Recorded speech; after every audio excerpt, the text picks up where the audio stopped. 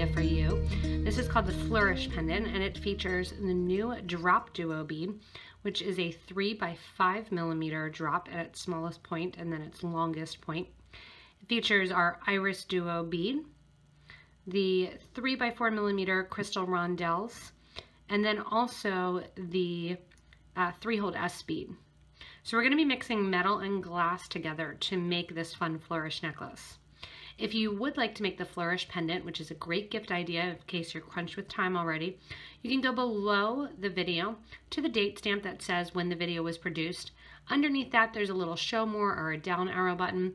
From there, you can get links to all of these different products, and some of them are new online, so you can shop with us at PotomacBeads.com.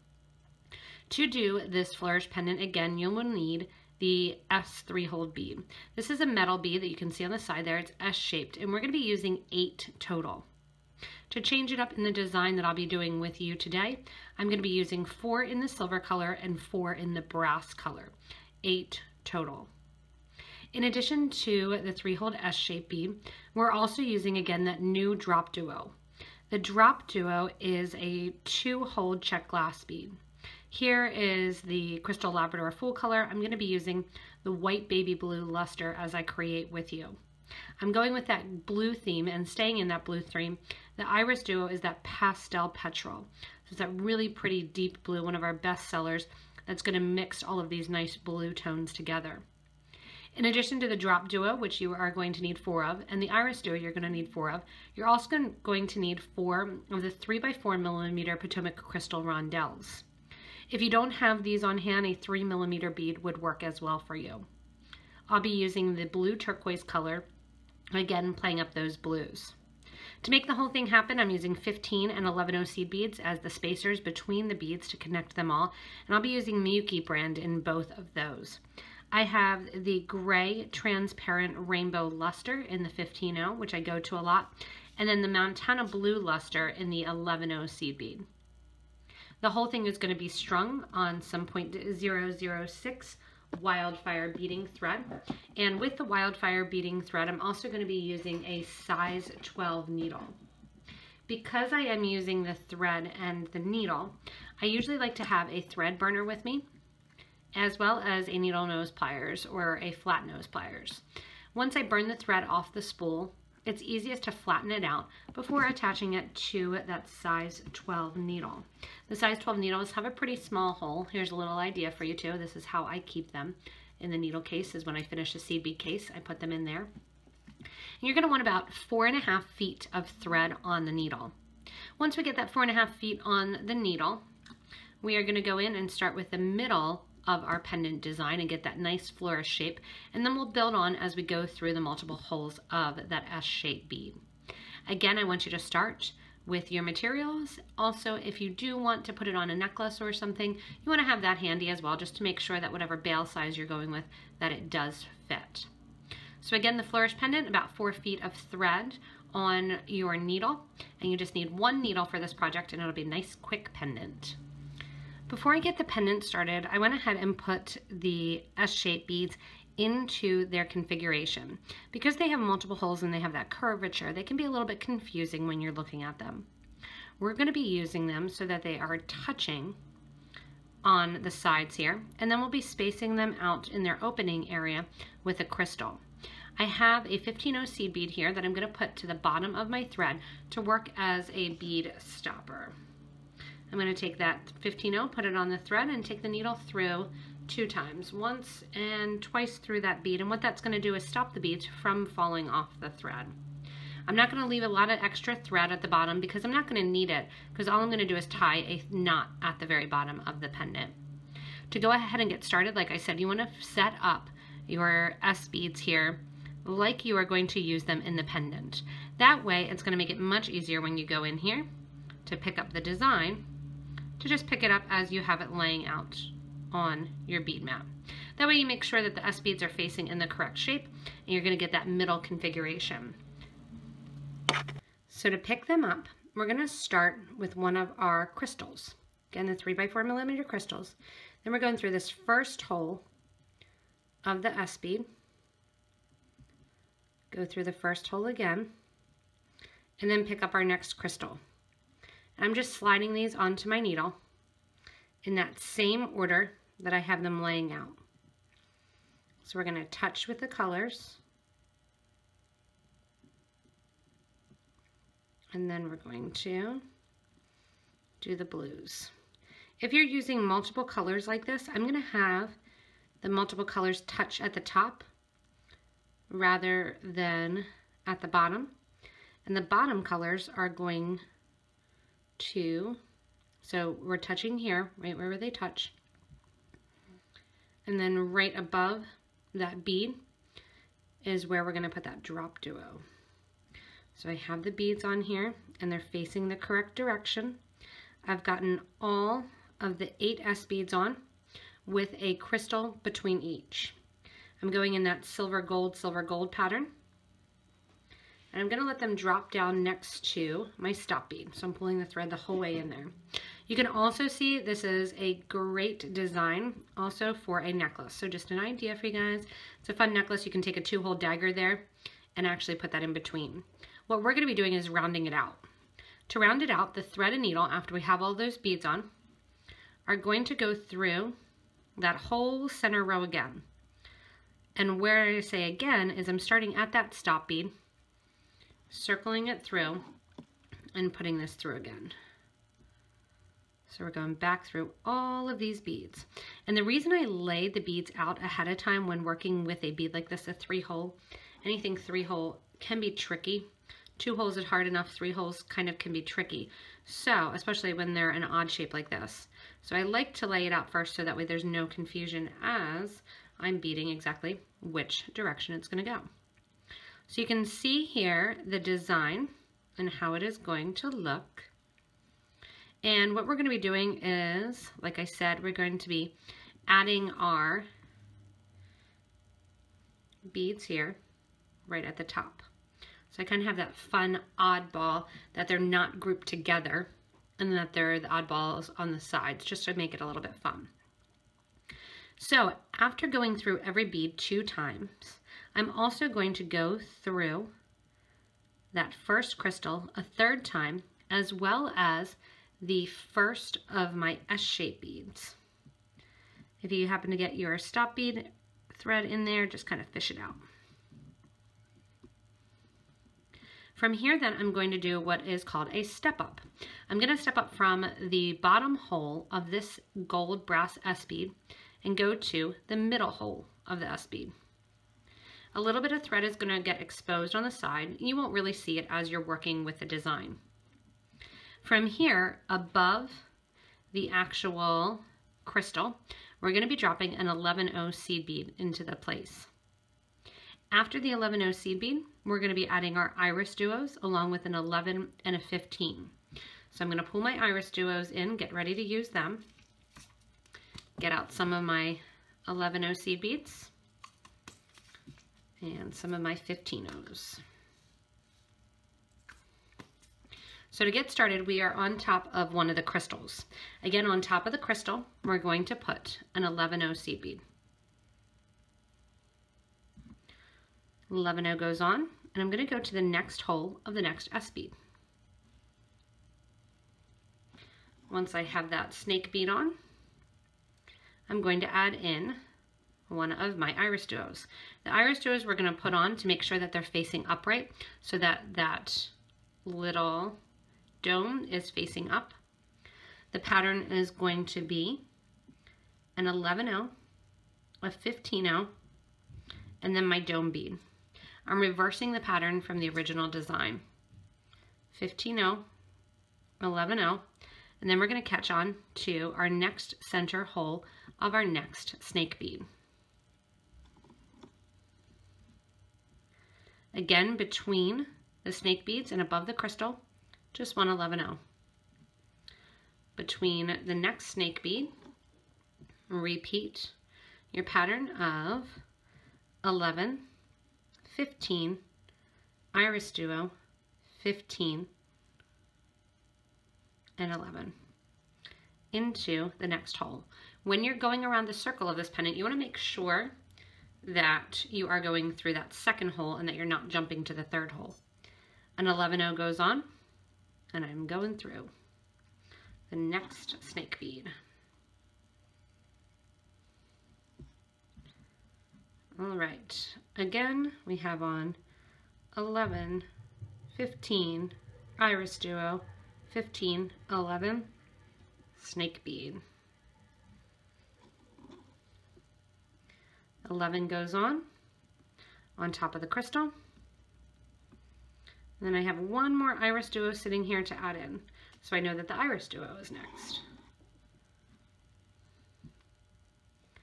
Again, 11, 15, IrisDuo, making sure that that puff side is facing up.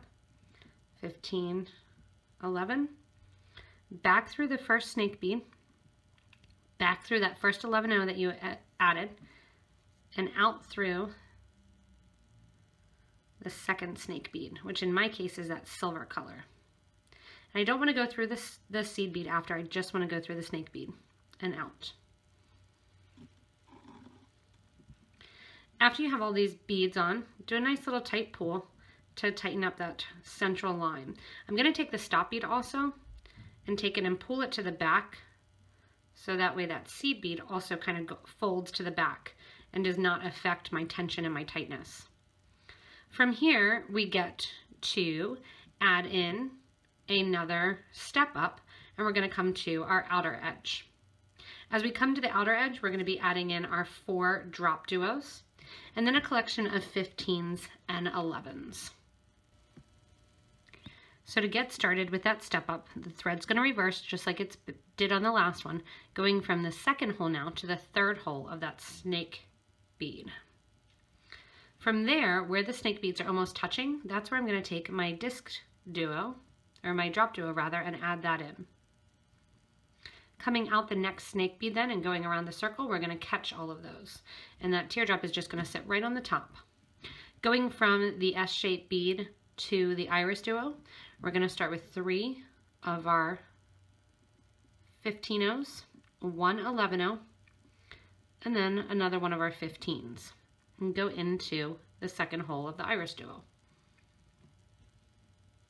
Again, repeating the opposite way, 1 15, 1 11, 3 15s, and into the next hole of the next snake bead. Again, when I'm in the snake bead, on goes one of the drop duos and in through the next bead. Next up, same thing, 3 15s, 1 11, 1 15 into the IrisDuo. And you can see this pretty square design that's happening. You can keep this square design if you want to and leave that second hole of the drop duo empty. That's up to you. I'm going to go in and round the design out just a little bit more and add in a row of seed beads to connect to that second hole of the drop duo. It is very hard for me to leave holes empty on seed beads. So I'm going around now, connecting all of those in. And I'm going to add in my last then of my drop duos as I go around, as well as the seed beads connecting to the last IrisDuo. So as I finish the design, I'm putting the last of my beads on, and I'm going through both the snake bead as well as that first drop duo. From there, we're going to step up again through the drop duo and go from the inner hole to that outer hole, or to the larger hole of the drop duo. We're going to go around the outside edge now, adding in some seed beads to connect to the beads, as well as to give it a little bit more of that kind of pointed look, or you can choose to do the rounded look. When I'm next to the drop duo here, I'm going to change up the pendant. If you want to, you can add 6 15Os and then go through the 11 and the 15 through the IrisDuo, 6 15Os, and go the whole way around. I'm going to change it up a little bit, adding in a 15 after that that drop duo, going back down to my snake duo, which is just going to put that 15 just a little bit on the side right there. From there, go back through the 11 and 15s that sit along the side of the IrisDuo. And then when I'm at the top of the IrisDuo, I'm going to point it out by doing 3 of my 15s, 1 11, and 3 15s. Go over the top of it, back into the seed beads, back into the S bead, and out. That 11-0 will just sit right along the top of that IrisDuo. And as you're coming out of that snake bead, add 1 more 15, go up through the DropDuo and out. And I apologize for the noise. My neighbor has decided to collect his leaves. There we have the 15 going into the S bead all the way around over to the next IrisDuo. And as I get the next IrisDuo there, again 3 15s, 1 11, and 3 15s go on. Again, going over to the next set of seed beads. Go ahead and go through all the seed beads along the side. Go through that next of that snake bead. Add a 15. Go up through the DropDuo. Coming out the DropDuo again, the mimic. 15 goes on. Next into the bottom hole, that same hole of the SnakeTrio or the snake bead, through all the seed beads, and then add those seed beads to make that point above the IrisDuo. As we come around then and we get to the last bead, that's where we're going to put our bail. I want the bail to sit so that my gold beads sit kind of to the top and the bottom rather than to the sides. If you are doing a color variety and you want it to sit differently, you're more than welcome to just take your thread and needle back around and get to that point and bring it out. So as I go to the top here and add in, the last of my 15s, I'm going to get ready then to do my bail. So the bail is going to sit right along the top of the pendant. And if you want to, you can also do this as a pair of earrings. It's a little bit on the larger scale, but I know some people love the larger look of earrings. So that's also an option for you as you're looking at it. So I'm going to add in that last of the drops here and doing that 11-0 at the top. If you want to, you could also use one of your crystals right at the top too, one of those blue crystals. I'm going to come over to the other side.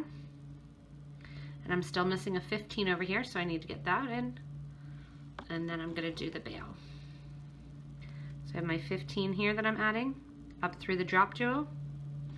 Then I'm going to reverse and go down through the DropDuo and back over through the S bead, or that snake bead rather, and over because I want it to be at that point. So you can see the rounded, if you decide to go over the top rather than through the bead, you get a rounded versus a nice kind of diamond shape. So that's up to you. And all it takes to get that difference is just a little bit of difference in the seed beads. What I'm doing now is I'm going up to that top point where the 11-0 is sitting by the 15-0s. And once I get there, then I'm going to build my bail off of that area. So again, if you have an extra crystal sitting around and you want to throw one of those extra crystals in, and right there on the top you can do that. You could also even use an IrisDuo at the top if you wanted to. I'm just going to do a seed bead bail going through the 11-0 here. I'm going to put another 11-0 and then 8 more 11s. From those 8 11s then, I'm going to go back through the first one that I added and back through the 11-0 seed bead from the opposite side that was already there. What that's going to do is those seed beads then will sit right on top, turn to the side just like a bail. From here I'm going to reinforce it, going back up through that central seed bead, back through those beads. Again, if you have a crystal there, that would look nice too. Through all of them. The bail at any sort of connection point, wherever you put the clasp, that's most likely where you're going to get the most tension. So that's always the point that I try to reinforce. Coming out then, I will bring the thread out after the beads. And as I bring it down and out, I will also take that thread and needle then down towards the center of the project. When I get to the center of the project, it's very, very simple. All I'm going to do is tie off the thread with one another. So I have that central bail on there for that fun pendant. We're coming down them into the project. And usually as you get towards the center of the project, you're going to do a bunch of step downs. So that's what we're going to be doing here is I'm stepping down from one hole, from the first hole to the second hole, to the third hole, and in towards the center. As I come into the center, I'm going to find that point where the threads are going to meet, and that might mean going around the circle again, which I'm going to do. Also, if you want to and you want to make it look a little bit fancier, you can go in and actually put a Rivoli in the middle or a crystal right in the middle, going from one quarter into the other. I'm just going to go around that circle again until those points match. When I say the points match, what I mean is that my thread ends are ending in the exact same place. So it's going to be nice and easy for me to just tie off the thread.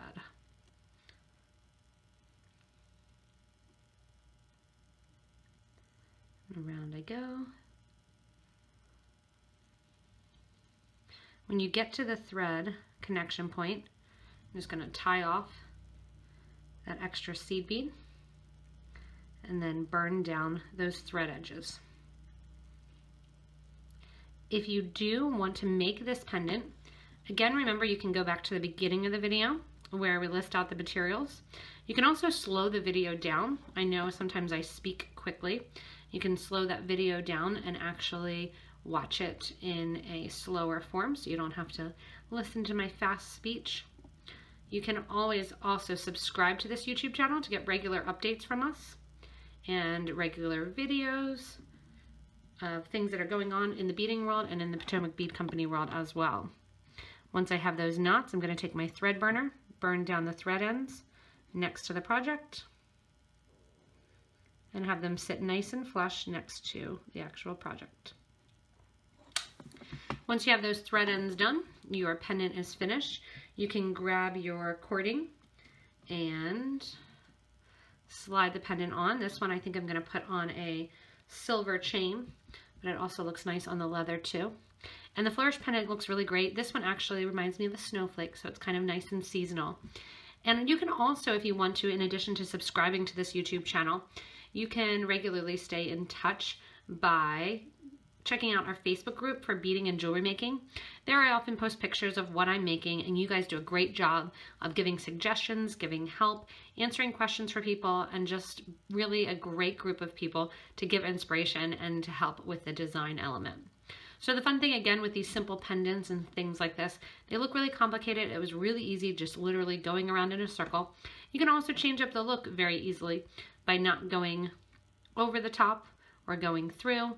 So check it out, have fun making this Flourish pendant and working with some of these new beads that we just got in, the snake bead as well as these DropDuos, which I'm super pumped about, and have a couple other designs coming already in the works.